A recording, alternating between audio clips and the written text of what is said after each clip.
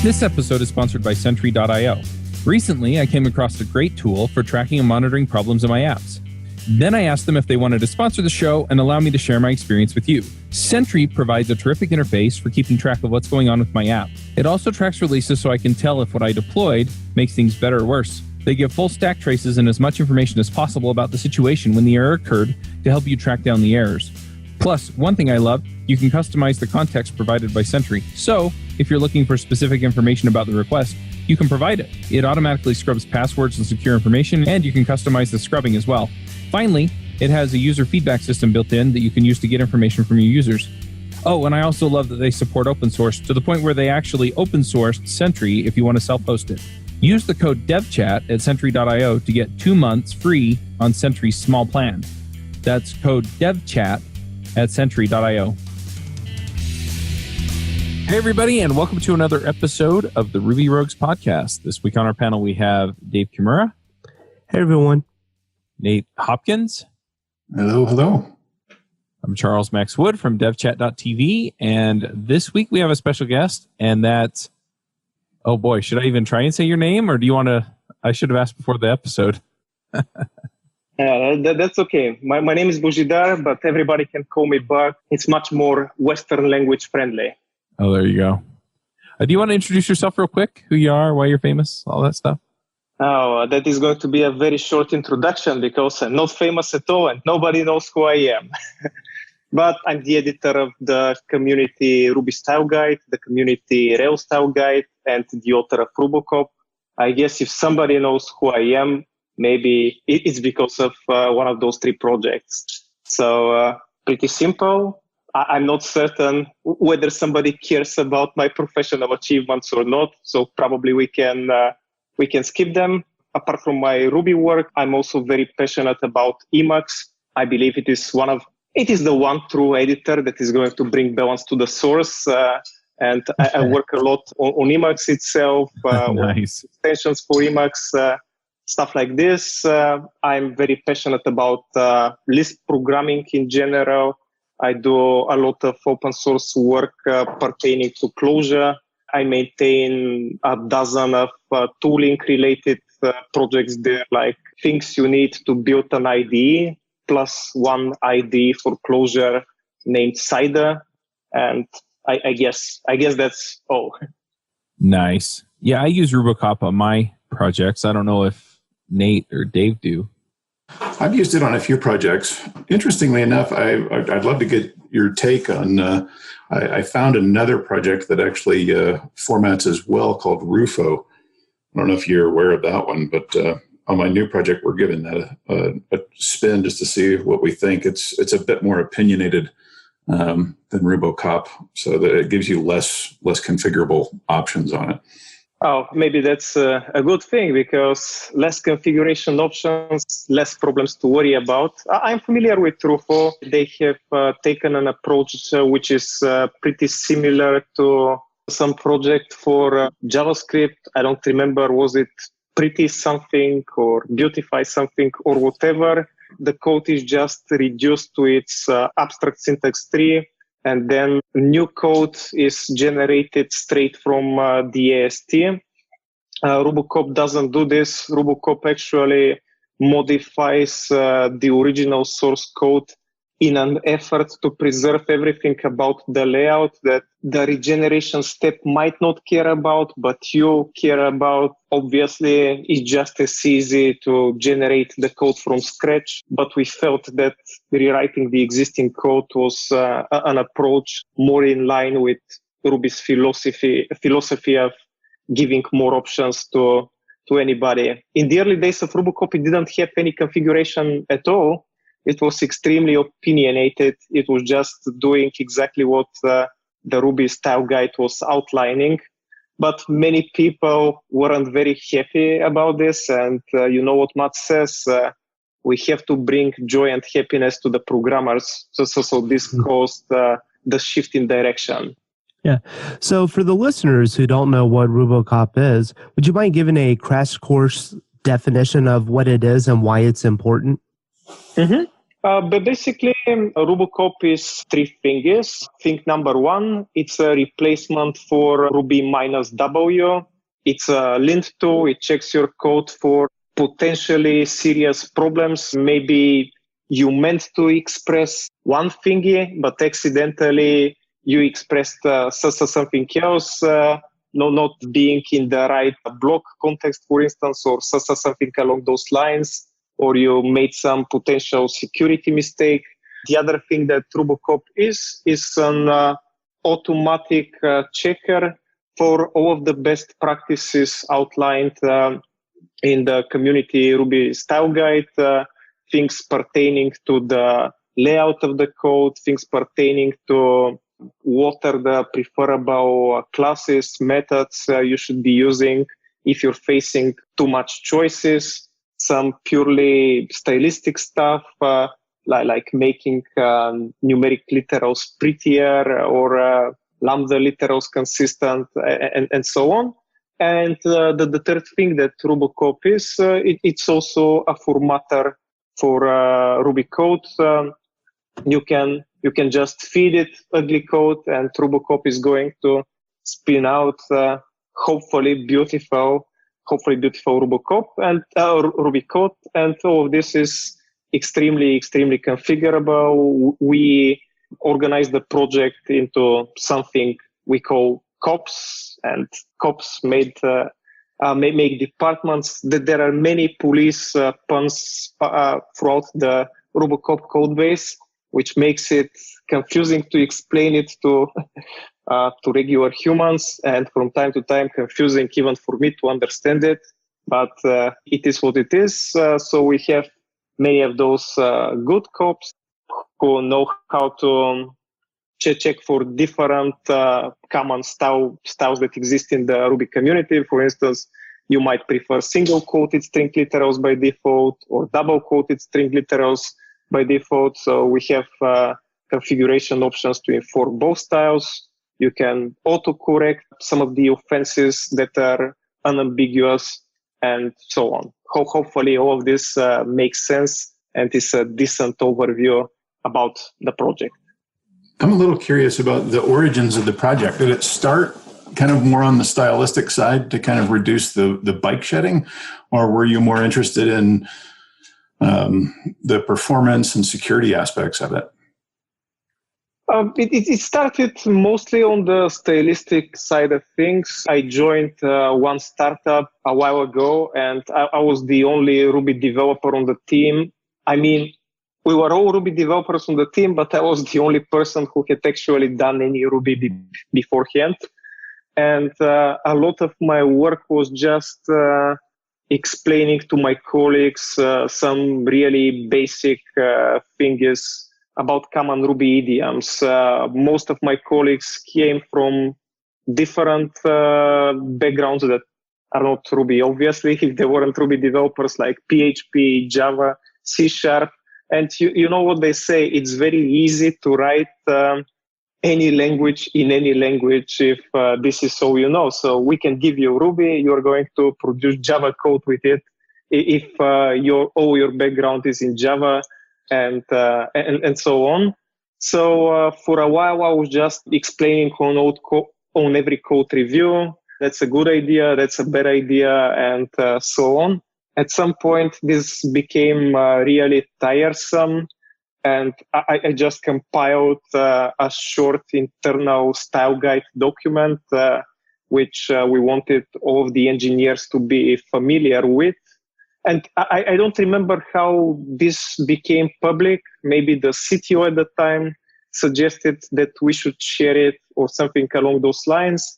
But I think I blogged about it or something like this.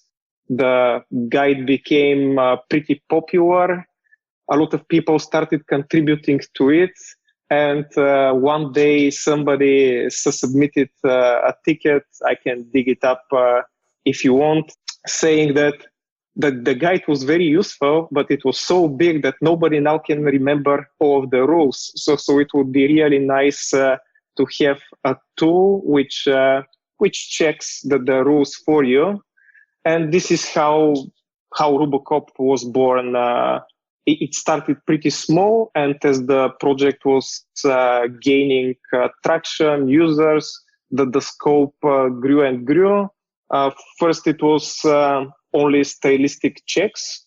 Then we re-implemented all of Ruby's lints with RuboCop, making them significantly nicer, better messages, better location tracking, and stuff like this. Then we added a lot of Rails checks. Then we added performance stuff, security stuff, layout stuff, and all the jazz. Then people started writing plugins for RuboCop, like RuboCop RSpec. And, somehow we ended up here. If somebody had told me 8-9 years ago that out of this tiny style guide, so something so big would come out, I would have never believed it. Yeah, overall, and I think it's important to remember that these are just kind of like guidelines. They're not set in stone, and you should adopt whatever your team is really comfortable with doing, using double quotes or, single quotes. I think that's important to remember, that as long as the project is consistent and overall using decent practices, I'm usually okay with the code. Like, one of the things that I always disable in RuboCop is the line length. So that is the bane of my existence, I'll tell you what. I hate that one. The 80 character line length, I think, for me, is really only useful whenever I'm recording a screencast on Drift or Ruby or doing a presentation in PowerPoint, because then you are really more limited to your real estate. But today, with high resolution monitors, 1080p or plus, it really is kind of one of those more annoyances nowadays. But, just my opinion. But I'm curious, why would you disable it? Why don't you simply extend the line length to something that you're more comfortable with? The 80 characters line length might seem somewhat arbitrary in present days. You mentioned that the monitors are significantly more advanced, high resolution, blah, blah, blah. But on my super fancy MacBook in front of me, when I split my screen in two, I can fit exactly 80 character lines on the two sides of the split screen. So I use this mostly as a guideline, what can fit on my screen when I'm working in my typical mode. Usually you're editing on the left and you're checking something else on the right and so on. And I've noticed that other people do it. So even if 80 is too little, I do believe it makes sense to draw the line somewhere. There is also a lot of research showing that people read much faster vertically than horizontally. So if you have a few very annoying lines that are significantly longer than the others, you are ruining the reading flow of your readers. So I'm not trying to convince people to use this. I'm just saying that you can always find arguments for or against pretty much everything in existence. Yeah. But you could also try using like VS Code instead of Emacs. I'm just saying, horizontal scrolling is so much better. I'm just kidding. I hope you are, because I'm very religious about Emacs. My devotion is unquestionable.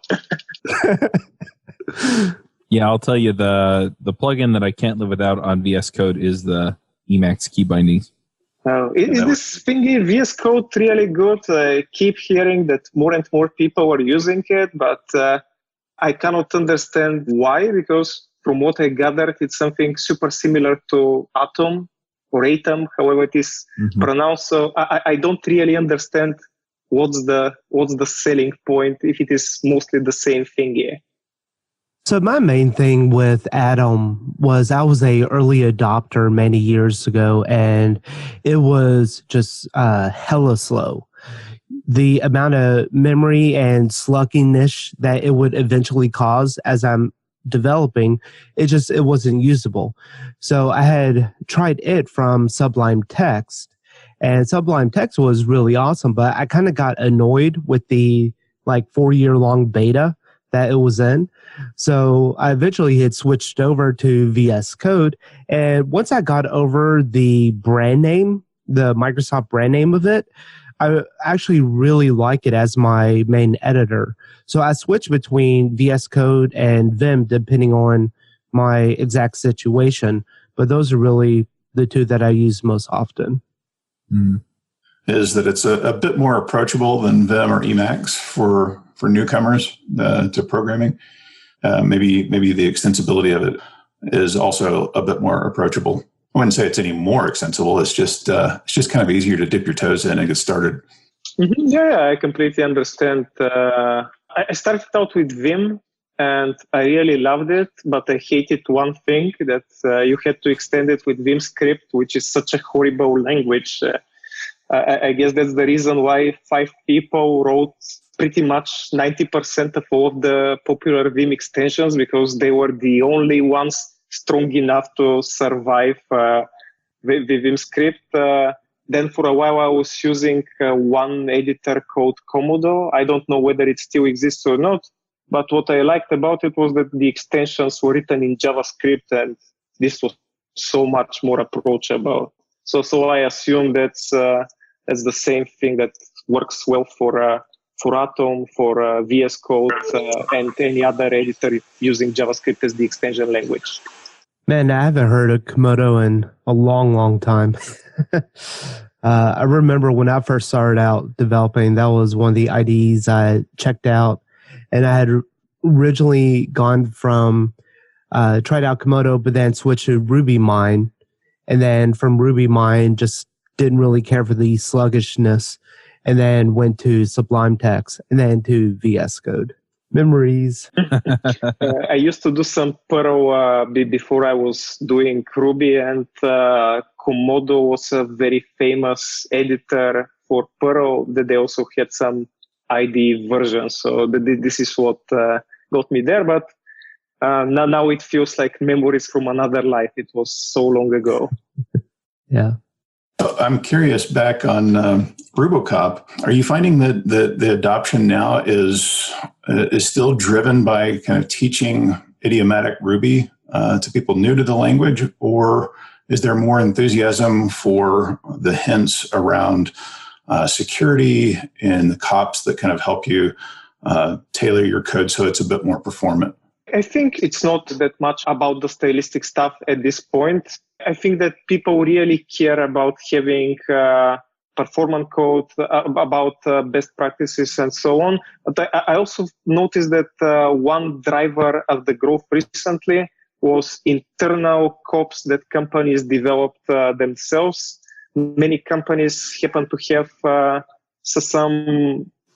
some libraries they added on top of Rails or whatever framework that they're using. I know that we have such libraries in our company, and we have some checks to make sure that people are using our libraries the way we intended them to be used. We are also using custom cops to migrate some of the legacy code to code that is using the new libraries. On a very big code base, you can save so much time if you just sit down and work a little bit of magic with RuboCop, because also at the heart of RuboCop, we have created a very powerful abstraction over the AST in Ruby. There is the parser gem, which drives all of the magic. RuboCop was the very first project which adopted the parser gem. Originally, RuboCop was using Ruby's built-in Reaper parser, which has one advantage, that it comes with Ruby, so you know it is more or less always correct, as it is derived from the actual MRI parser. But on the other hand, MRI had a really horrible data representation of the AST. So creating any sort of complicated checks with it was a real nightmare. I had done 7 or 8 versions of RuboCop based on Reaper, and I was extremely frustrated with it. Some deeply nested arrays, no location, limited location metadata, different representations of very similar nodes. For instance, in the AST representation of Reaper, a prefix notation if and a postfix notation if have different nodes, although the semantics of those nodes are more or less exactly the same. And I was filing some tickets for Reaper improvements on the Ruby bug tracker when somebody mentioned that one guy is working on this new parser, which was really cool.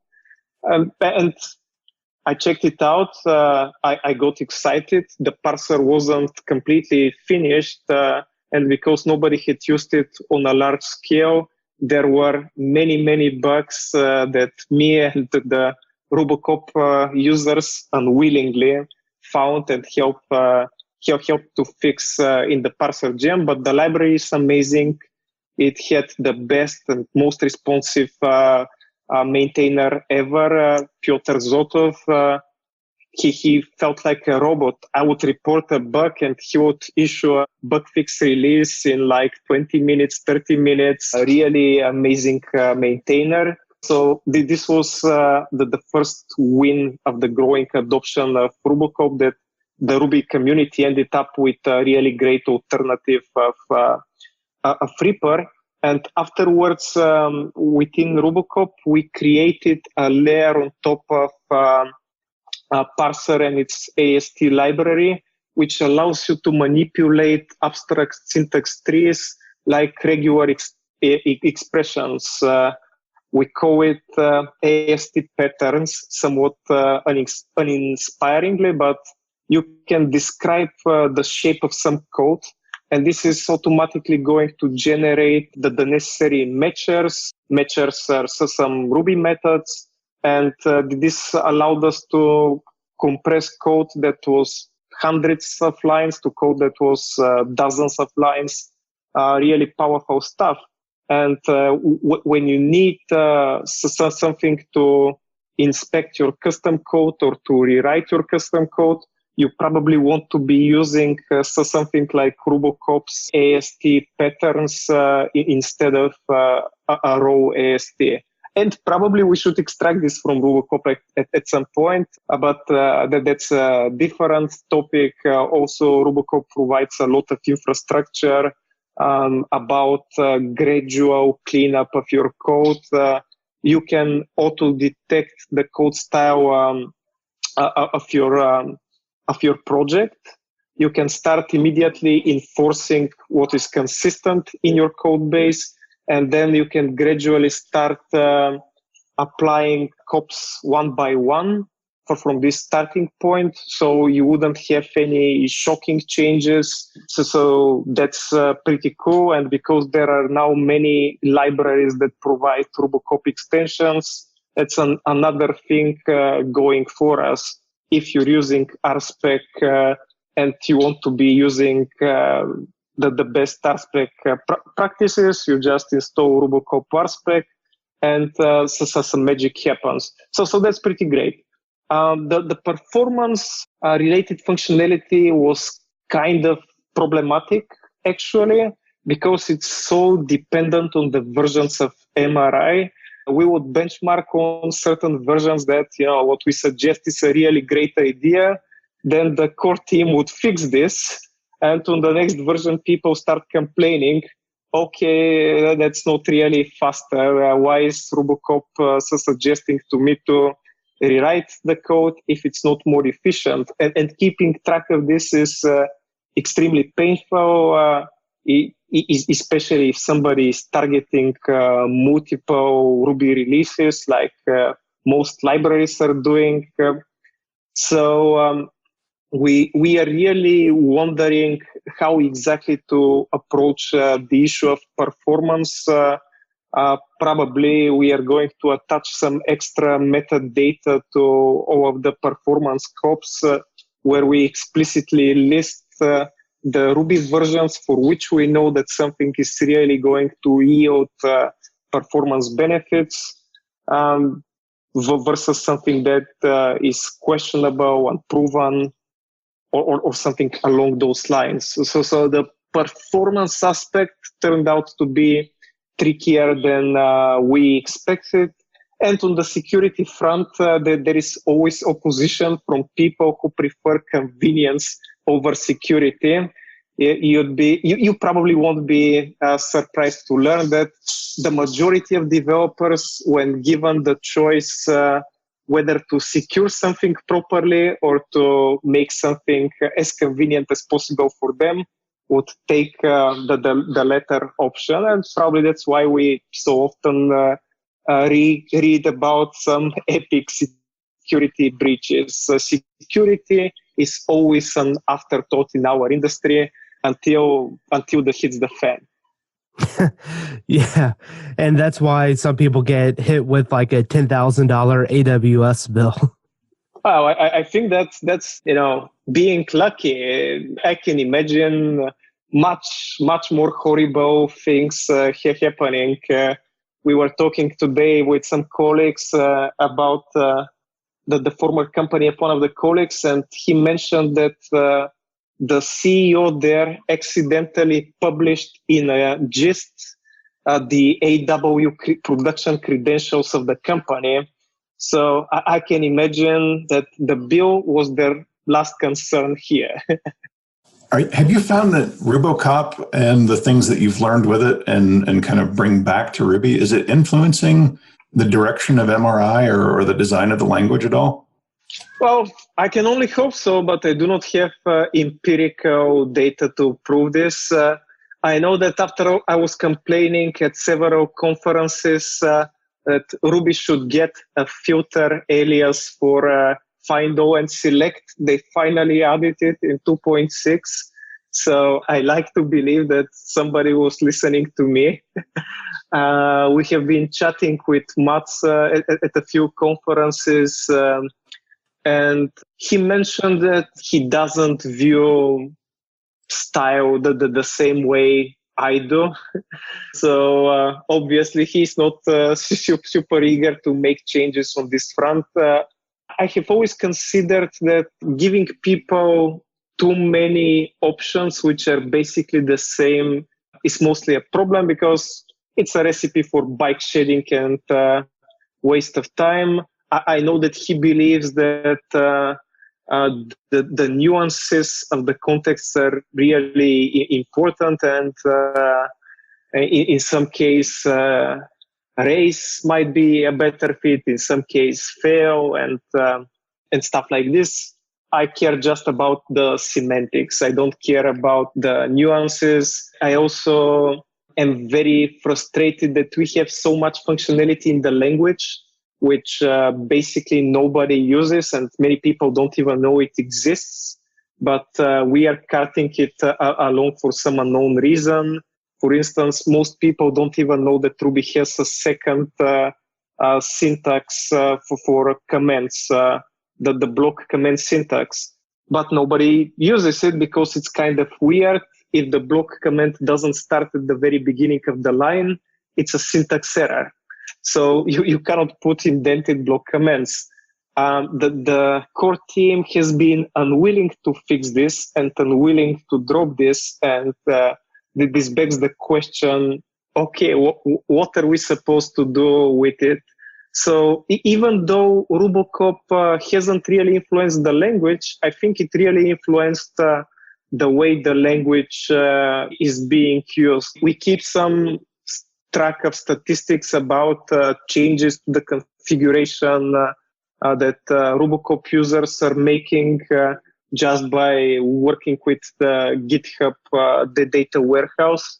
And it seems that many of the cops are never disabled and their defaults are never changed. So we are pretty certain that this has become the gold standard for certain idioms and stylistic approaches in Ruby. So I think that we are paving the way in this manner for some things to eventually be deprecated from Ruby. I'm a big believer that changes should be happening only in accretion-wise manner. We shouldn't be dropping stuff. We shouldn't be breaking changes.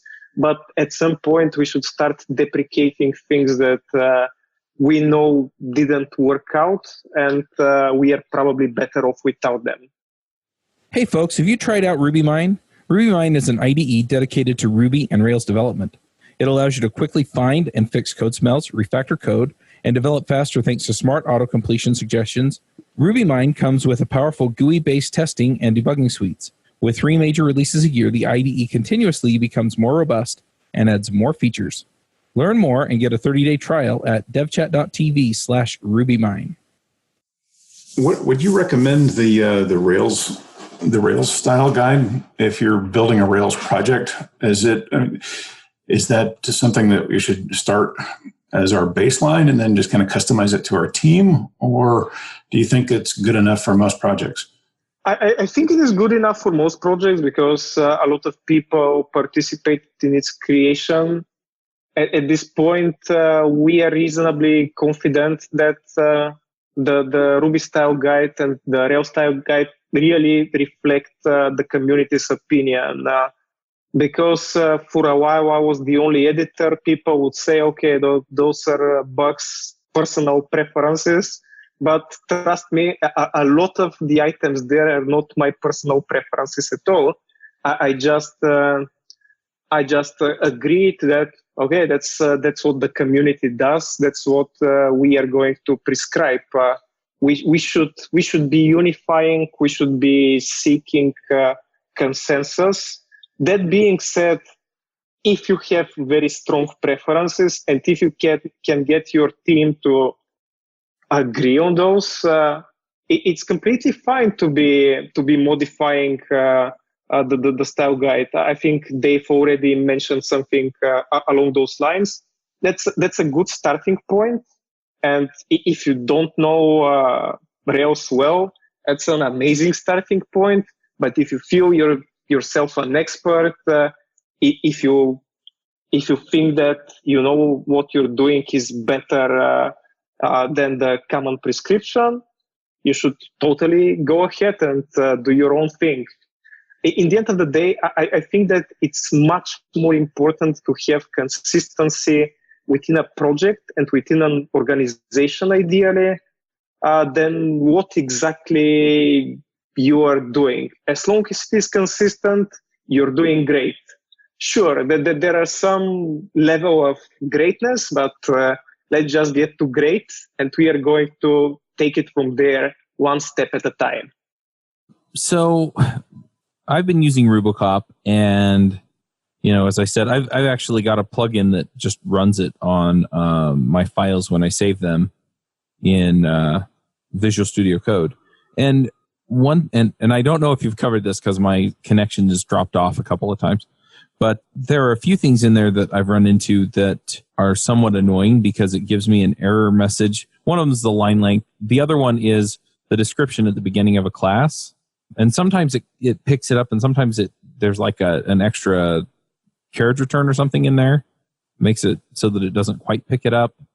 And I think I'm using annotate models or something, and so it doesn't do it quite the same way. Have you run into any of these kinds of things? Is this a question for me? If so, not. Otherwise, I would have fixed it by now. So if I have an issue with one of the rules, can I modify the rule? Yeah. So there are varying degrees of modifying the rule. I don't remember what exactly were the configuration options, for instance, for the class documentation, but there are some global things like you can ignore some rule locally within a file with special metadata.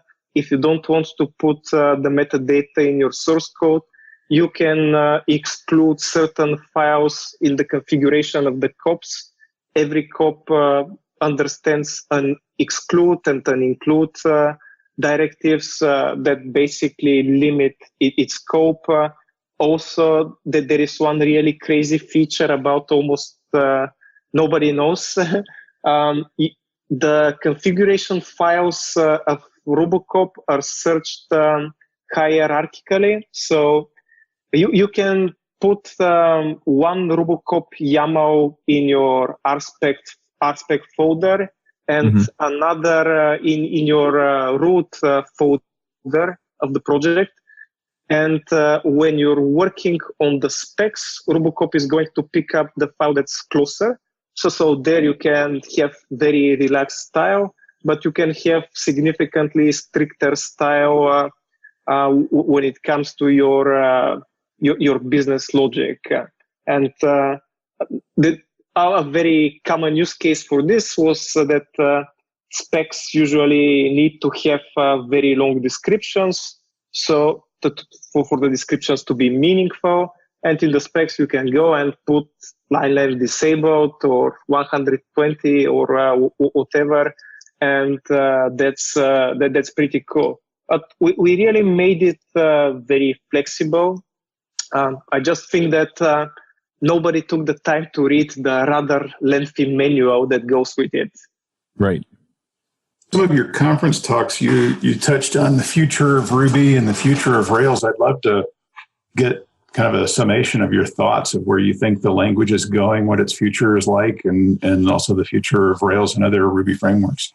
That's one of my favorite discussion topics. So I'm happy you asked about this. Well, I'm a little bit worried about the future of Ruby today, because I see that Mats is talking a lot about the maturity of the language, the ecosystem, and that's great.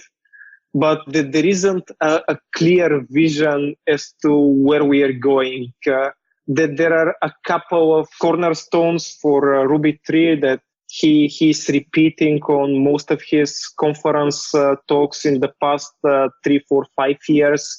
Like we are going to make Ruby 3 times faster than Ruby 2.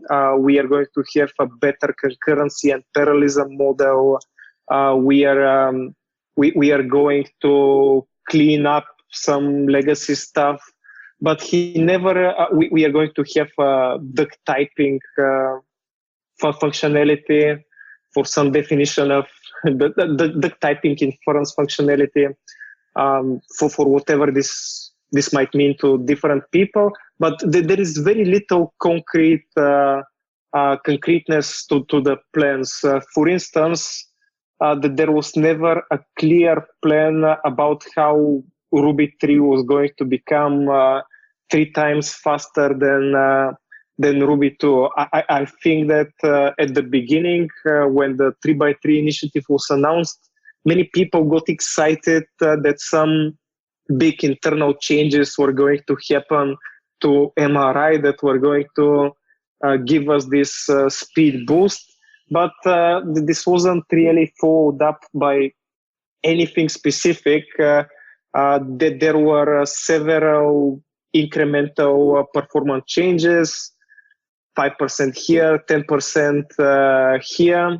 And Matt started joking, or maybe saying it seriously, repeating on many talks that we should start counting the 300% from the release of Ruby 2.0, and it's not like Ruby 3 is going to be 3 times faster than whatever the final release in the Ruby 2 series is. So many people started speculating that if Ruby 3 takes 15 years to be developed, we are organically going to get the 300%, maybe a bit more, and that's worrisome. The same about the duck inference. For a couple of years, Mats was talking at conferences that he was considering adding optional static typing to the language. Then one day he said that he reconsidered and he's now aiming for duck inference, which is cool because it requires less effort from us, from the developers. But then this wasn't followed by any specific details. So go figure how this is going to look, who is going to work on it, when is it happening. The concurrency and parallelism are starting to take some shape in the form of the guilds, but there is still no commitment that's going to be the promised solution. This is still developed mostly by one person out of the main Ruby source tree. So that's kind of worrisome to me.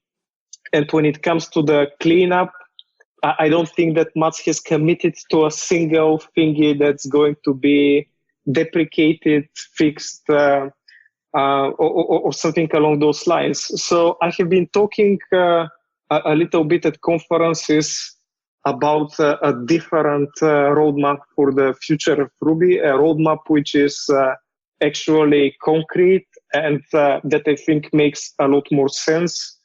Implementing persistent data structures alongside the existing data structures in the language.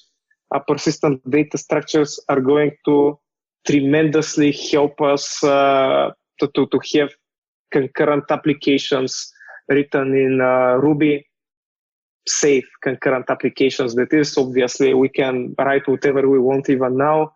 I think that we really need to commit to the concurrency model, to the concurrency API. And I think that instead of devising something custom for Ruby, what essentially guilds are, we should be trying to fit a tried and true concurrency abstraction, like communicating sequential processes from closure into Ruby. So this is not going to introduce a lot of cognitive overhead for Ruby developers. Nobody likes custom stuff that are used just in the context of a single language. I also think we should commit to what exactly are we fixing, deprecating. If it were me, for instance, I would fix the block syntax comment. I would either deprecate for real the loop keyword, or I am going to fix the scoping of the variables inside it so it doesn't leak outside not loop. Sorry about this. So I would have fixed this. I would have re-examined a lot of inconsistent APIs, like the predicate 0 returns true or false. The predicate non-zero returns either its receiver or nil, which is so confusing to so many people. So I really think that there should be some sit-down analysis of the usage patterns of the language, and a cleanup and realignment that goes with it. I also really want to restructure significantly the standard library. Some cool things like the set class should be promoted to the core library, should be given literal syntax, because we cannot be encouraging people to forever do set arithmetics using arrays. That's kind of crazy, but pretty much everybody does this in Ruby. We shouldn't be carting a million of legacy libraries that nobody is using with the standard distribution. The standard library should be significantly reduced in size. Everything non-essential should just be extracted as standalone gems. If somebody needs them, they just install it. I don't really consider this breaking compatibility, as everybody is using Bandware anyway. So adding 1-2 more lines to your gem file is not really going to be the end of the world. So I would really like to see some efforts in this direction, and maybe some more exciting changes to happen as well, because all of this is just catching up to the competition. But I remember the days where Ruby was the heart of innovation in the IT community, and I want to see those days again. Mats has been speaking a lot recently about surviving, but I believe that all of us should be speaking just about thriving, about a strong Ruby community, a lot of excitement and passion about the language, and not going to Ruby conferences and have 9 out of 10 talks there be about Rust, Elixir, Go, Crystal, and so on. I think that the fact that on many Ruby events people are barely talking about Ruby is a very bad sign for the health of the community. Yes, Ruby is not going away anytime soon, but this doesn't mean that we shouldn't be worried. And I haven't forgotten the second part of the question about Rails. I can pause here if somebody wants to follow up on the Ruby stuff, or I can power through with Rails. I would just love to. I mean, a lot of the things you're talking about really make sense to me. I mean, is there any desire out there for people to fork Ruby and start adding some of this in, or pulling some of this out, depending on what you're talking about? I think that there is some desire to do it, but I think that this is going to be an epic mistake, because at a time of weakness in the community, the worst thing you can do is be divisive in the community. I think that what we really need is a better stewardship of the language, some more clarity about the goals that have to be achieved, the problems that have to be solved, because I honestly believe that Ruby's development is happening more or less on autopilot right now. It's governed by some really great individuals, but they're focused on solving their own problems, which are not necessarily the problems of the broader Ruby community. When I was in Japan for Ruby Kaigi, I learned a lot about how Ruby was stewarded, and many of the findings there were really worrisome to me. Like most of the design discussions are happening in person in Tokyo. Almost everybody on the core team is Japanese, and it's very hard for outsiders to be included. I know of a few foreigners who are part of the core team, and I think that all of them are fluent in Japanese. So you can say that the bar for entry is kind of high, and that's a bit worrisome. I also wonder, is somebody on the core team even listening to all of the sign signals that the community might be sending to them? That's something that really, really bothers me and makes me somewhat skeptical about the future, because I would have expected more efforts towards keeping the momentum, keeping the growth of Ruby at a time where there is better competition than ever and a stronger competition than ever. Mm-hmm. So transition that to Rails now in terms of the future of Rails. So in terms of Ruby, I can complain here. Go ahead. Yeah. Well, I mean, there are some big companies that like GitHub just got on 5.2, right? And Shopify as well, Basecamp. So you've got a lot of companies making significant money that have large user bases that have a vested interest in both the framework and in the language. How do you see that influencing the future? I believe that those companies are the main thing that keeps the Ruby community going right now. Unfortunately, Rails is still the killer use case for Ruby.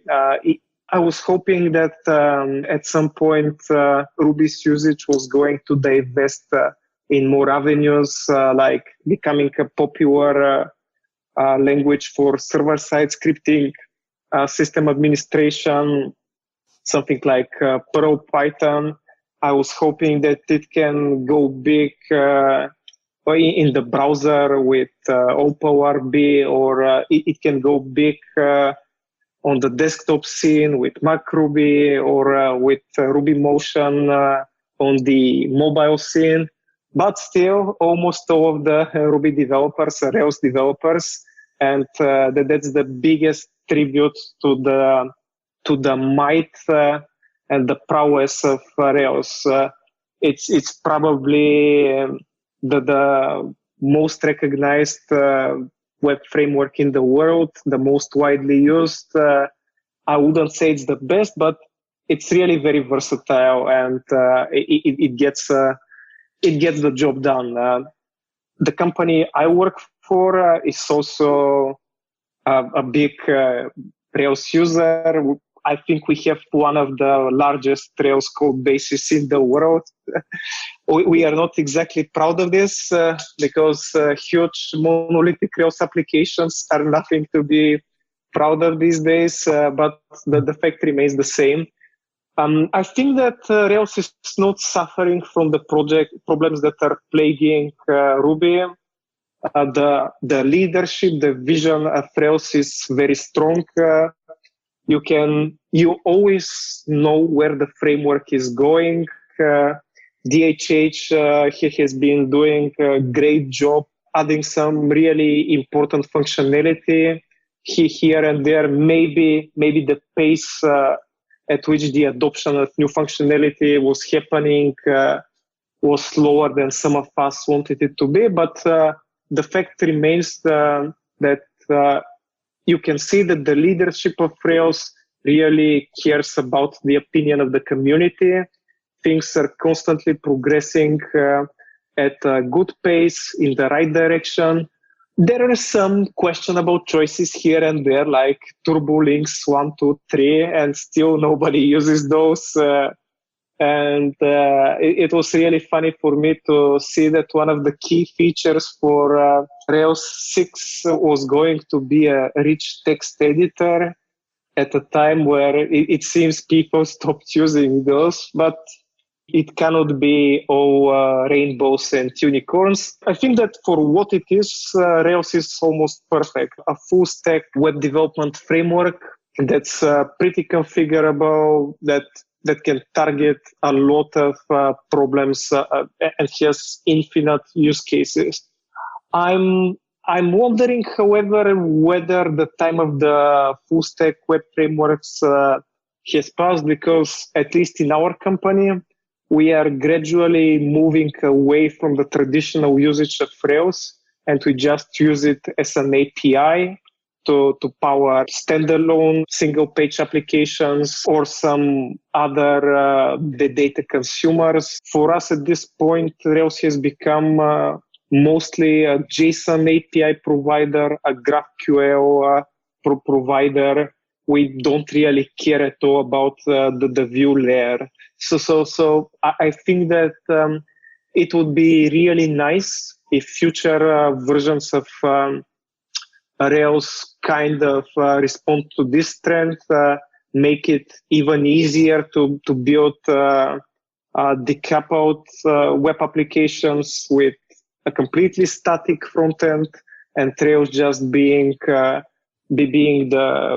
API provider there. I think that's going to be pretty cool, but I don't think it's going to happen in the foreseeable future, looking at the signs and indications that we've been receiving from DHH and the rest of the core team. Yeah, I think that's a pretty common pattern that a lot of companies have moved towards, using Rails as an API layer. Although I still have hopes that we may see something like Live View for Phoenix. I'm not sure if you're familiar with that. It's not even released yet, but it's a server rendering solution that kind of stacks up against a single page app strategy, maintaining your server rendered view templates. So I have hopes that we'll see something like that for Rails. I guess the trick there is just making sure it would perform. Yeah, that sounds pretty cool. If people are looking for more information on that, we did an episode on Elixir Mix with Chris McCord and talked about that. So we'll make sure we get a link to that in the show notes. But we had a long talk about what it is and how it works. Well, anything else we want to jump on? We're about at the time limit anyway and need to do picks, but I want to make sure we cover everything. No, nothing from my side. All right, cool. Well, let's go ahead and do some picks. Do you run your own freelance business? Or maybe you're thinking about picking up some business on the side? Well, then you need FreshBooks. FreshBooks is the quickest and easiest way to get invoices out to your clients. It's easy to use. It works anywhere, available from any device, on the desktop, iPhone, iPad, Android, and all of your data is backed up and secure. And it makes it really easy to get organized and get paid. You'll be tracking time, logging expenses, and invoicing your clients in no time. You can also save time billing, freeing up several days per month to focus on the work that you love, and you get paid faster. FreshBooks customers are paid on average 5 days faster because there's a link on the invoice that says pay me now. And it's a great way to grow your business. Plus, FreshBooks is offering a 30-day trial. That's right, 30-day trial if you try them out. So go to gofreshbooks.com/devchat and enter devchat in the How Did You Hear About Us section. Once again, for a 30-day trial, go to gofreshbooks.com/devchat and enter devchat in the How Did You Hear About Us section. Dave, do you want to start us off with picks? Yeah, sure. So what do I want to pick today? So the other day, my wife's van got a flat tire. It's a brand new tires. It's a new van, so I was kind of bummed out. So I had a air compressor handy, and I was able to reinflate the tire, but you could hear that sound of the air just leaking out. So we got a pretty nasty hole. Yeah. So I ordered on Amazon some patches, and it's actually tire plugs. So now I'm just going to keep those in the car so I don't have to get the spare tire out and stuff. I could just patch that tire real quick and get that over to the shop to have them properly fix it. So it's one of those things where it's a 2018 Odyssey van. They put the spare tire like kind of in the front of the car. So it's right behind the cabin seats for the driver and passenger, and you had to navigate around the floorboard, pull up the carpet to actually get the spare tire, but only half of it is visible. So you had to kind of like awkwardly angle it to try to get it out. It was a horrible experience, like horrible Honda engineering there. But other than that, the car is awesome. I think that's the last time I'm going to use that spare tire. Instead, now we just have a plug kit that's in her car, and we have an inflator. So, we have that option too. Yeah, having worked on my own cars, I maintain, you just proved the point, the people who design the cars are not the people who use or work on the cars. Yeah, definitely agree there. So the other pick that I'll pick is something called, it's an extension within Visual Studio Code, and it's called LiveShare. It's made by Microsoft, and my coworker and I were playing around with it. It's really awesome. There are some other editors have this functionality as well, but now it's in VS Code, and it allows you to create a session. You can also share your server, so if you have a Rails server running, and you can also share your terminal. But what it allows you to do is have multiple people on a audio call as well as a screen, sort of a pseudo screen share, where you are able to both be working on the editor at the same time. And it pulls in your own extensions into this new session. So all your key bindings and everything that you are already familiar with, you can still use in this one shared session. So you can both be chugging away and coding at the same time in different files and, kind of working with it. It's kind of like a on-premise IDE, Google Docs, screen share kind of deal. It's really neat. Yeah. The thing that was interesting when they announced it at Microsoft Connect last year, they were showing it off, and it was interesting because you don't even have to have Ruby or anything installed on any of the client machines. Just on the machine hosting the Visual Studio Live Share. Yep. And so, it all runs through your IDE, through your Ruby VM, and does all the work on your machine. And so, you can share it to anybody who has VS Code or Visual Studio, and it just works. Yep. Pretty cool. Nate, do you have some picks for us? Yeah, it's kind of on that same topic.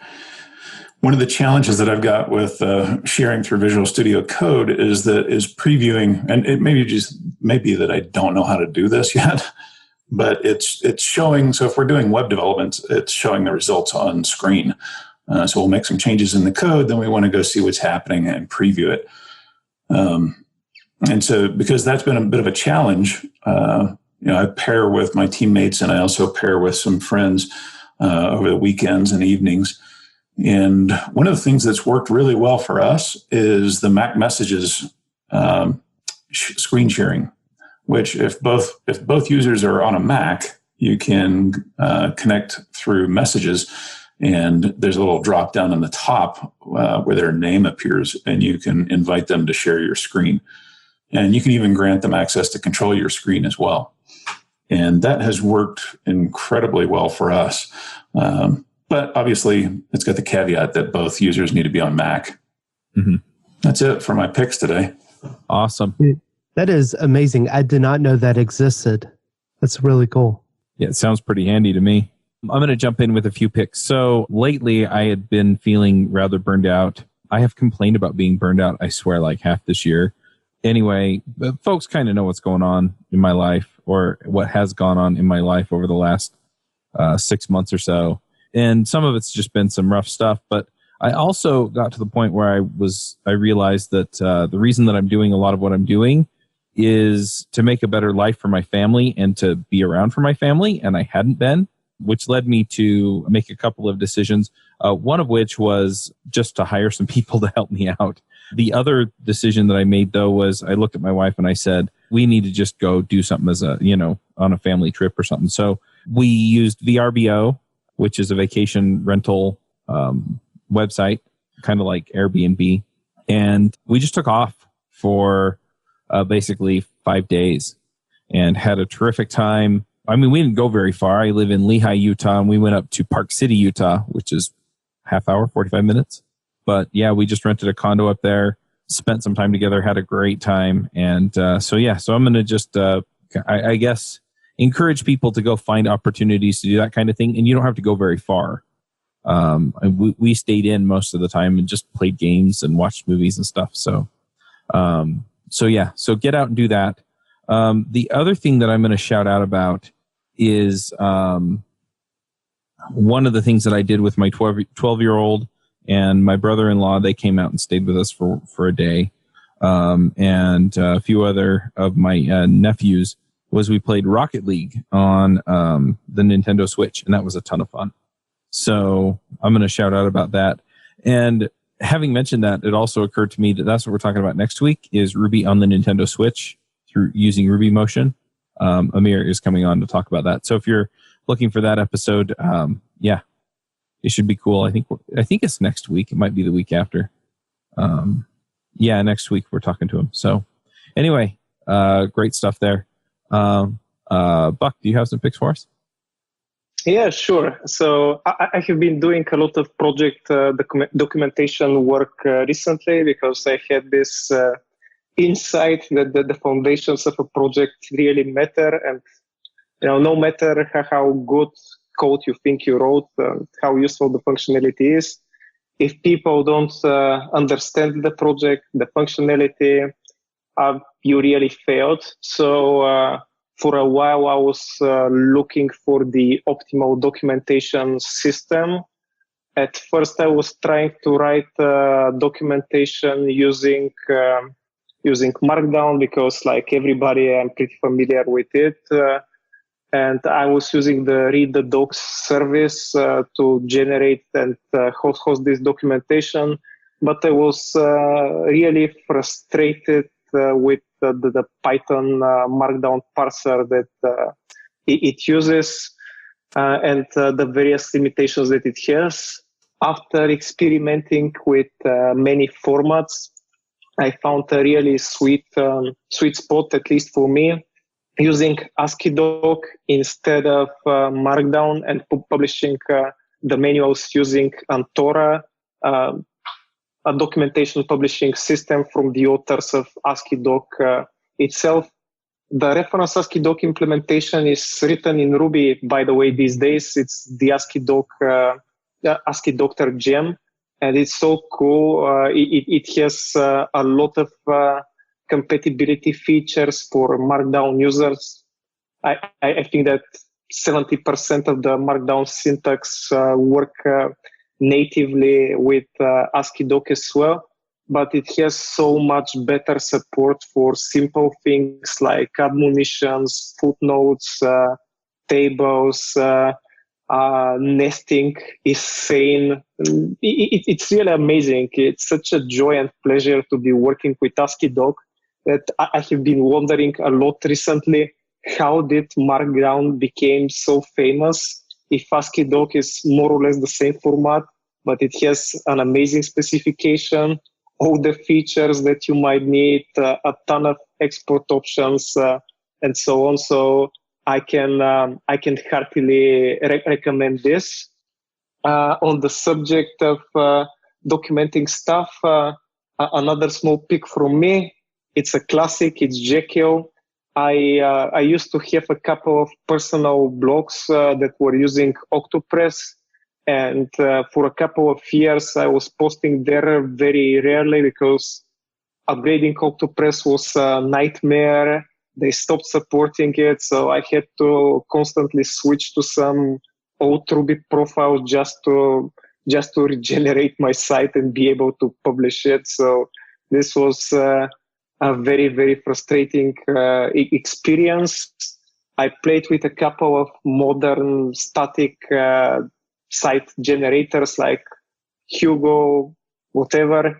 And at the end of the day, I decided to revisit Jekyll. I saw that they made a lot of progress, and using it was so much simpler than using Hugo. Hugo had some really long menu, a million configuration options, and some really weird theme configuration setup. With Jekyll, I managed to do what with Hugo took me 1 day in 10 minutes.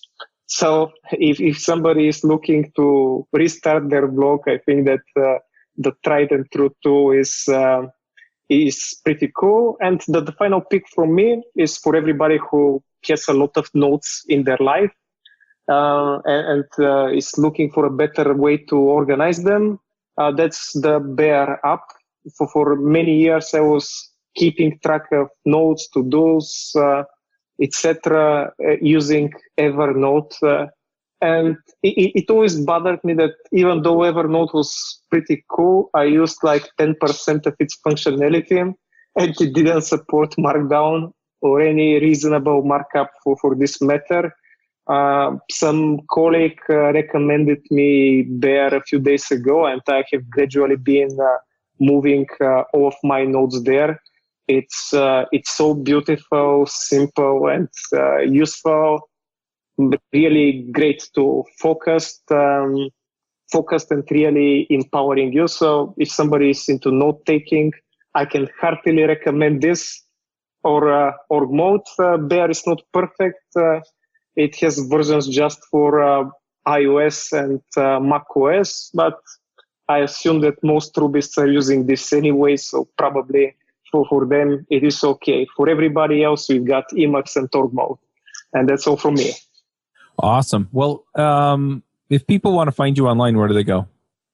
Well, they usually go to Twitter. I'm pretty active there. I'm also pretty active in the Clojurian Slack for Clojure developers, and I guess some Rubies go there. And everybody can find my contacts at metaredux.com. That's the new Jekyll blog. I promise I'll do my best that this time around there are going to be interesting articles about Ruby, the future, and everything in between. Awesome. Well, thanks for coming. That was a lot of fun. Likewise. Thanks for having me, guys. Take care. Yeah. Take care. Bandwidth for this segment is provided by CacheFly, the world's fastest CDN. Deliver your content fast with CacheFly. Visit CACHEFLY.com to learn more.